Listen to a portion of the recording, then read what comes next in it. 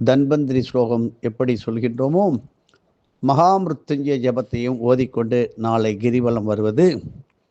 காரணம், நாளை மதியம் புரட்டாசி மாதம் விஸ்வாசுவசம் 29ஆம் தேதி அவ்வளவு சக்தி வாய்ந்த நோய் நிவாரண நல்ல நாளாக வருகிறது. இதில் நீங்கள் செய்ய வேண்டியதெல்லாம், அந்தந்த ஊர் அருகில் உள்ள சிறு மலையாக குன்றாக இருந்தாலும் பாதுகாப்பாக மலை வலம் வருவது, எண்ணற்ற நோய் தடுப்பு, நோய் வராமல் தற்காப்பு கொடுக்கின்ற அற்புதமான நல்ல நாள்.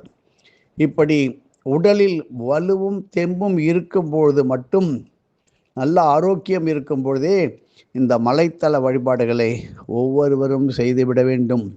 நாளை என்று சொல்லிவிட்டால் பல வருடங்கள் மிக வேகமாக